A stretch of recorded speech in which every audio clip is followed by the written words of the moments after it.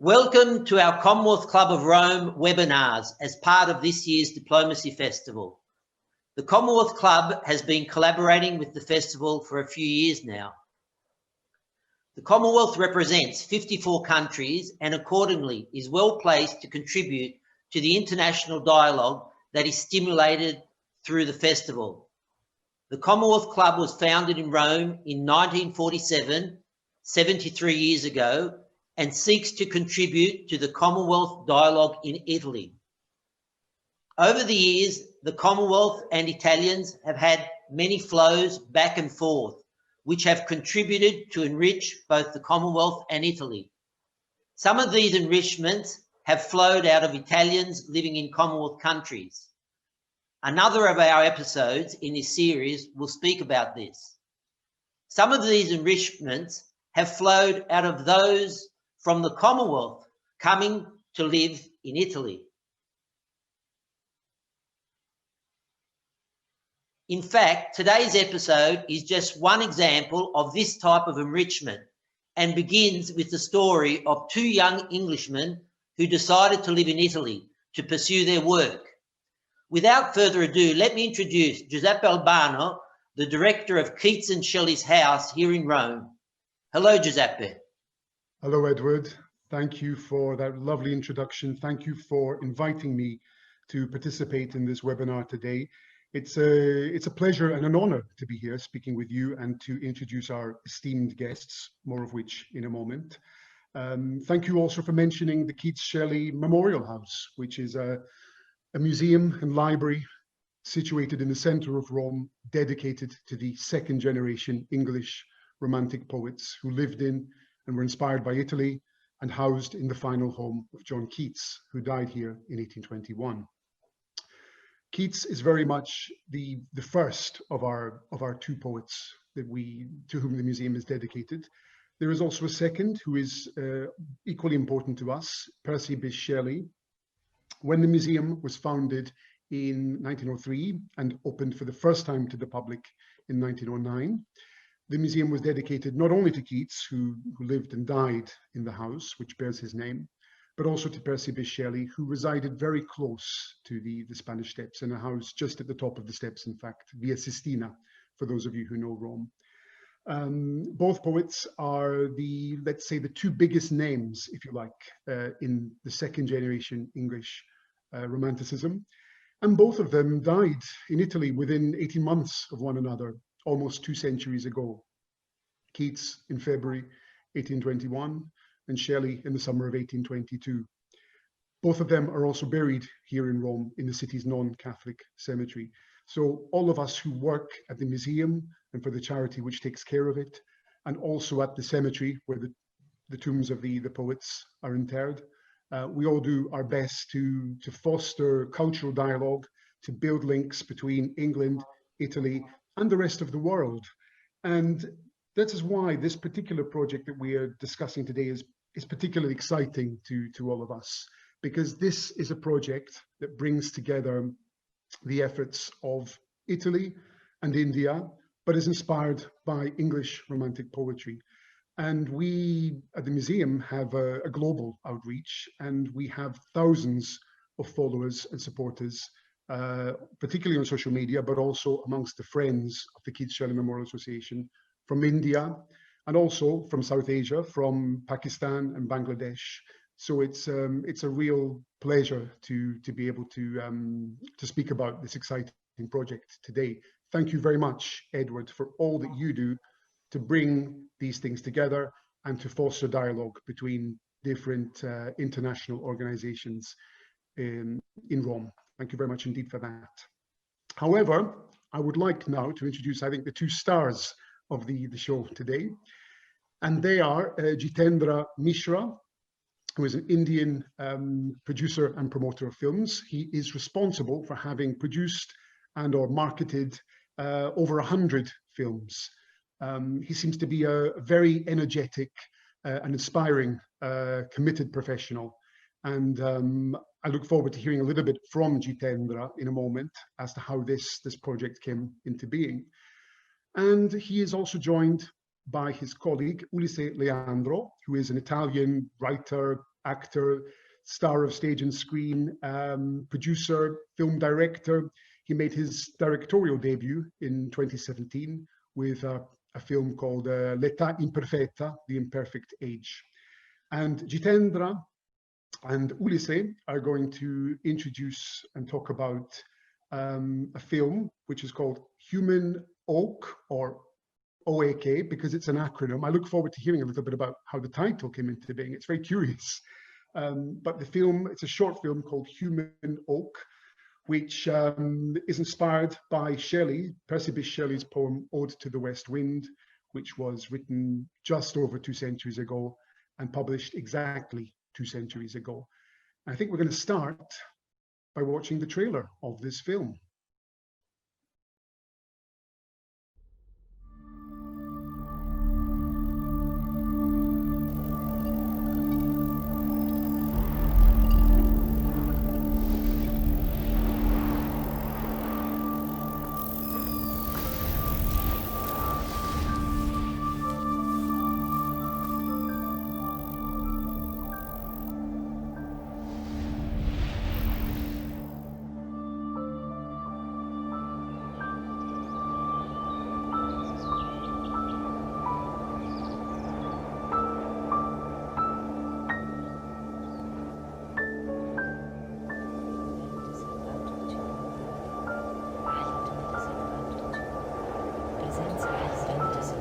Spirito selvaggio, che dovunque tu agiti, distruggi, proteggi, ascolta,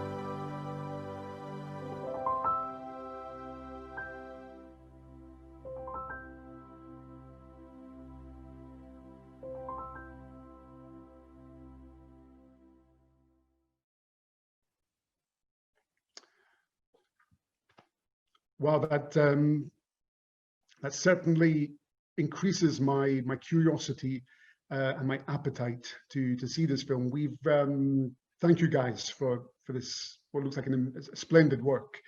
I wish we could have shown the whole film today, but I think people are going to have to wait just a little bit longer before they get to see the whole of the film. Jitendra, maybe start with you. Could you tell us a little bit, first of all, about the title of this film? It seems a very curious title, Human OAK, or Oak, and it's an acronym, I believe, Human of a Kind. Could you tell us what that means? Yeah. Hello, namaste. I would like to thank Giuseppe first, because you started everything, and thanks for connecting these dots here. Then, of course, I would like to thank Edward and Commonwealth Club for inviting us here. This is a long story. It's a short film, but it's a long story. And I think the man behind this idea, Ulisse, he should talk about the title, the story, and everything. I can tell about the background, but I would like him to speak about it. We would like to hear it from the horse's mouth. Yeah, Ulisse? Would you like me to talk? Yes, with a great pleasure. So thank you very much, everybody. Thank you very much, Edward. Thank you very much, Giuseppe. Thank you very much to Commonwealth Club of Rome and to Diplomacy Festival and to the House of Keats and Shelley. And what about the title? So the project, it's something that I had no intention to do. I had no intention of shooting anything during this pandemic, during this lockdown, because remember that after China, Italy was the first country in the world to be in a very deep lockdown. But at the same time, human oak or human of a kind could be only conceived in that period. You know, I'm a director, I'm a producer, like Jitendra, my colleague, but I'm not a video maker. I mean, I didn't have anything with me I don't have any assets to realize a film during the lockdown. And I wanted to respect all the rules of the lockdown. The title. I just want to give my contribution to this unexpected and devastating situation. But I didn't want to give a negative message. I didn't want to represent the sick part of this experience, like everybody was trying to do. Newspaper, televisions, also video makers, documentaries, all these empty and ill, sick cities. That wasn't what I wanted to represent. I wanted to start from there to give a new hope, to give a signal of rebirth, of an authentic resilience, that the world that never like today must be the world. But you know, as I told you, with very few assets, I didn't know how to do. And human oak represents like a crisis between the nature, that is the place where I want that all the humanity, or better, a kind of humanity, goes through the nature, and at the same time the nature itself, so the oak like tree, and this new communion between human being and nature. And what the best word for a title is this. So that's how this idea came out. But I needed, during when I was thinking about the story, that the story itself to be sustained and inspired by something literary, something very deeply poetic, that was at the same time delicate and strong, that give some hope, but without forgetting what was just happened in the week before, or what we were living. And you know, just I was looking in the socials. There was a lot of fake literatures examples, no, short phrases. But when I was so I was in a little bit crisis. And so I talked with one of mine old high school teacher, and he suggested me, and he told me, but Ulisse, you have a great idea, but why don't you read again, after several years from your high school experience, what we read in the high school, so Percy Shelley. And his advice was really enlightening for me, was illuminating for my mind, because what's better poetic expression to represent this period than if winter has come, can spring be far away? What's better expression of this period?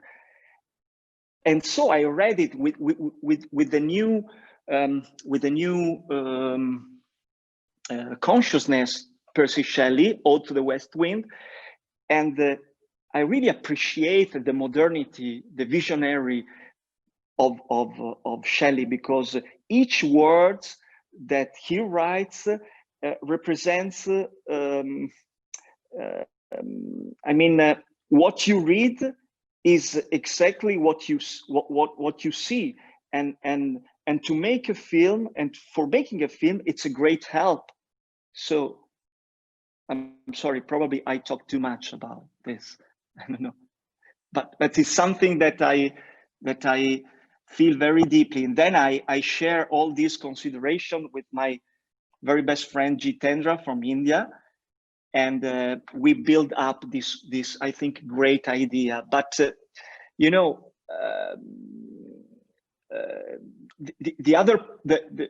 the short film has got a child like protagonist, but the other really protagonist of the short film is the wind, and the wind is the protagonist of this period, but it's the protagonist of Ode to the West Wind, and the wind can be like a good wind, but even a bad wind. We never know what wind can bring to us, and that's a new kind of humanity, or human of a kind.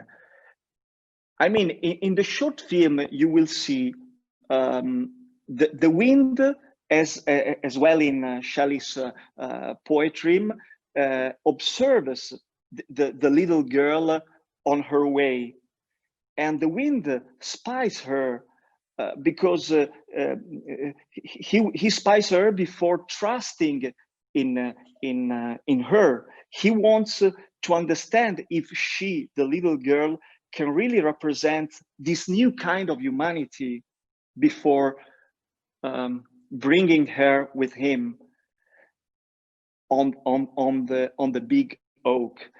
And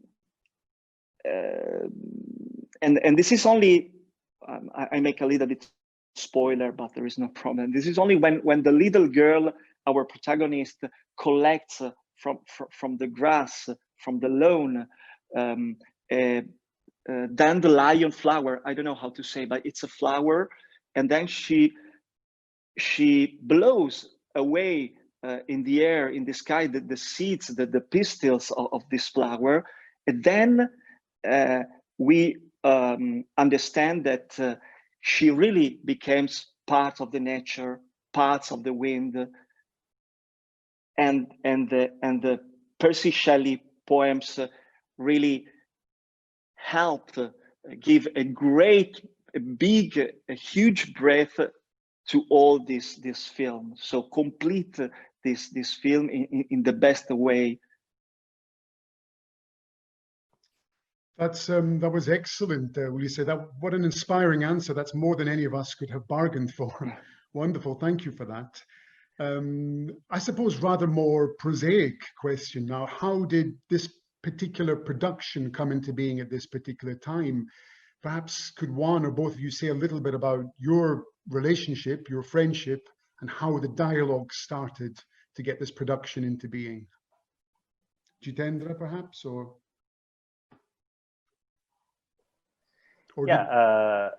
we met in Czech Republic 3 years back, Ulisse and me, in a film festival. I was traveling as a jury member, and he was traveling as a filmmaker with his film In Perfect Age. We met there, we became very good friends, and we realized that we share the same mindset. Like, I'm from India, he's from Italy, but when we talk about cinema, it's same. The outlook is same. So that time we decided, because I respect him, I started respecting him as a very sensible filmmaker and a good human being. That's very important. You have to be an artist with a good soul, good heart. So I said we should explore something together to strengthen our relationship in terms of art, culture, and cinema also. So, like, we have been working for last 3 years on different discussions. But recently, when the pandemic started, actually, this is the entire idea was of Ulisse.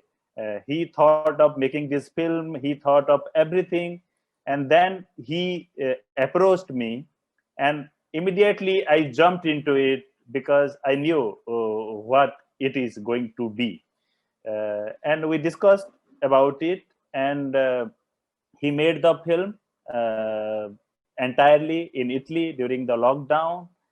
And the main objective actually was to bring a positivity when everything was going negative. Everybody was uncertain, and it was in March. The pandemic had just started. So that time it was very important to bring a positive environment, at least in the film industry. When shooting were closed, all the filmmakers, independent filmmakers, they became jobless, and because that's the most affected area, and that's the last priority in any country. The priority became, providing healthcare or livelihood or ration. So we thought, let's bring some kind of hope, at least in the film industry, together. At the same time, doing this India-Italy collaboration, we bring a different kind of hope in both the countries. So that's how it started. That's wonderful. That's wonderful. Thank you, Jitendra. I was wondering, could you also say a little bit about romantic poetry, specifically English and possibly also Italian? Why not? Romantic poetry in Italy. In India today, is English romantic poetry or European romantic poetry still studied and loved in schools and in universities? It has a very interesting history. Some of the first universities in the world to teach English literature to an advanced level were in India.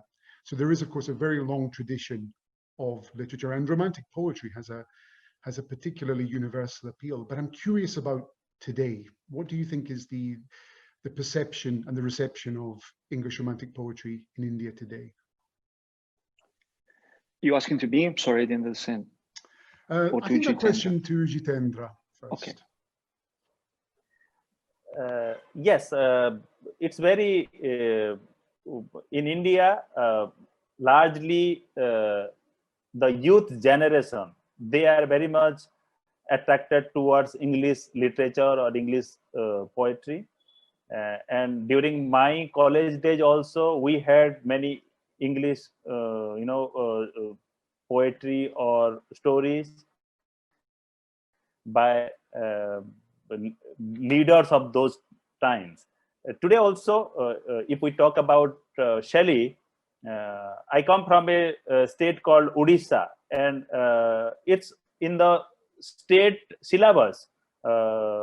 Shelley's poetry, Out to the West Wind. It's in the curriculum there. That's in an university.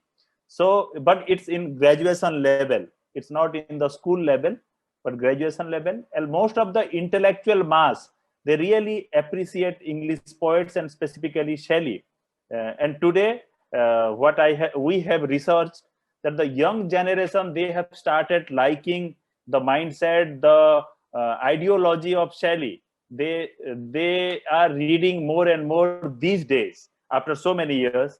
But India, yes, we have always been following English literature, and it's a positive thing, I can say. That's good to know. Thank you for that. And Ulisse, could you perhaps say something about Italy, the relationship between Italy and English romantic poetry? It depends it depends on which kind of high school. In some kind of high school, it's really alive. In other high school, totally dead. But why should be modern, why should we study today poetry and literature at school?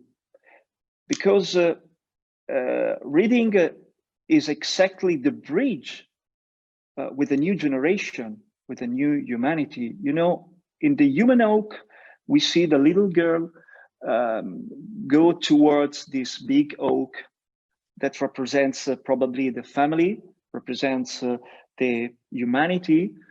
And this kind of humanity have to regenerate itself through the memory, but also through the reading, because this oak is full of hanging books, and that reveals the past and deliver us to the future. That is the bridge that connect from the past to the future, even the new generation. That's why it's very important, poems, poetry, and literature in the school in every kind of level. Well said. How can we disagree with that? Very well said. Thank you for that. I was reading Shelley's poem again this morning, Ode to the West Wind, which of course has inspired your film. And what struck me is there is a real sense in that poem of the wind being an agent of change. The wind is the medium through which change, revolution, morality, politics, all of these things, they change and they're carried across countries and they're carried to different people. And of course, that can also be an agent of, as we know from this year, of infection as well. We know that coronavirus droplets can be carried; they can be airborne as well. So it's a curious time to make a film inspired by this particular poem. But I was also struck by all the civil unrest that we've seen, particularly, but not solely, in the Western world, in America, and of course to a lesser extent in Britain as well. Was that something that was also on your mind, Ulisse, when you decided to put this project into action? Looking at all the, particularly amongst the young people, the sense of social unrest, which no doubt was brought about by the lockdown, which was an unprecedented situation, of course, by fears of the pandemic. But we have seen a lot of anxiety and social unrest, which has spilled over onto the streets in some parts of the world as a direct or indirect result of the pandemic and lockdown. Was that something that was on your mind as well?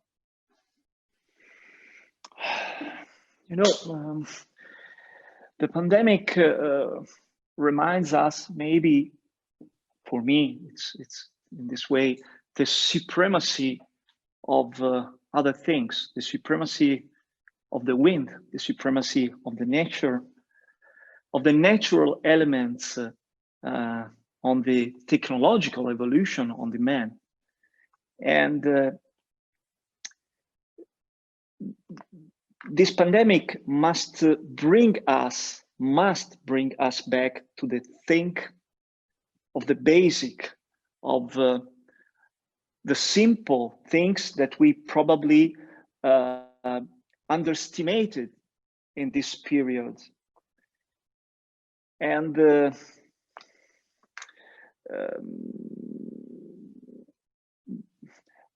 I think that the message is this one, to go back to the simplicity and to the underestimated things. And probably the theme of the human oak, that is the love, the family, the loss, and the rebirth. They are really simple themes, but they are what we really need now, and not really now, I mean in the short period, in the long period, in the next 100 years probably, we need to go back to these values. Well, that was a beautiful answer, and a reassuring answer to all of us who love poetry, particularly romantic poetry. we know that there is a huge appetite for this film at the Keats-Shelley House. I mentioned earlier that we have followers and supporters from all over the world, including several thousand in India and South Asia. But there is a real hunger for this film, and I think everybody wants to know when are we going to see the whole production. Perhaps that's a question for both of you, really. But when are we going to? It's Jitendra. This is the question for Jitendra. Jitendra. Yes, we are going to have our world premiere very soon. We can't name the festival, but it's one of the most leading festival in end of November. So you won't have to wait more than 2 months.